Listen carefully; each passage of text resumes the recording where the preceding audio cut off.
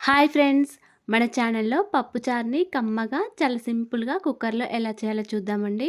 పప్పుచారు కోసం ఒక 100 గ్రాముల వరకి పప్పుని కుక్కర్‌లో వేసుకొని ఒక 2, 3 సార్లు శుభ్రంగా వాటర్‌తో కడుక్కొని, తగినన్ని వాటర్ వేసుకొని, కొద్దిగా ఉప్పు, కొంచెం ఆయిల్ వేసుకొని కుక్కర్ మీద మూత పెట్టుకొని ఒక 2, 3 విజిల్స్ వచ్చే వరకు ఉంచుకోవాలి.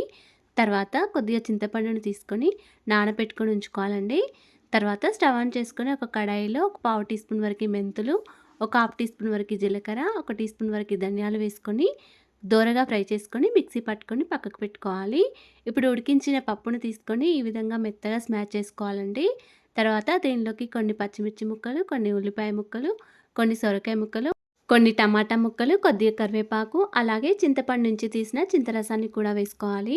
రుచికి తగినంత సాల్ట్, ఒక టీ స్పూన్ వరకు కారం, మనం గ్రైండ్ చేసుకొని పెట్టుకున్న జీలకర్ర, మెంతి పౌడరు, కొద్దిగా కొత్తిమీర, కొన్ని వాటర్ వేసుకొని మొత్తం అంతా కూడా ఒకసారి బాగా కలుపుకొని కుక్కర్ మీద మూత పెట్టుకొని ఒక 2 విజిల్స్ వచ్చే వరకు ఉంచుకొని స్టవ్ ఆఫ్ చేసుకోండి. తర్వాత ఈ పప్పుచారుని పోపు వేసుకోవడానికి స్టవ్ ఆన్ చేసుకొని ఒక చిన్న కడాయిలో ఒక టేబుల్ స్పూన్ వరకు ఆయిల్ వేసుకొని, ఆయిల్ వేడైన తర్వాత ఒక టీ స్పూన్ వరకు జీలకర్ర ఆవాలు, కొన్ని ఎండుమిర్చి, కొద్దిగా కరివేపాకు, కొంచెం వెల్లుల్లి రెబ్బలు, కొద్దిగా పసుపు, కొంచెం ఇంగువ వేసుకొని మొత్తం అంతా కూడా ఒకసారి బాగా కలుపుకొని ఈ పోపుని పప్పుచారులో వేసుకోవాలి. అంతేనండి, ఎంతో టేస్టీగా సింపుల్‌గా చేసుకునే పప్పుచారు రెడీ అయిపోయింది. వీడియో నచ్చితే లైక్ అండ్ ఫాలో చేయడం మర్చిపోకండి. Thanks for watching.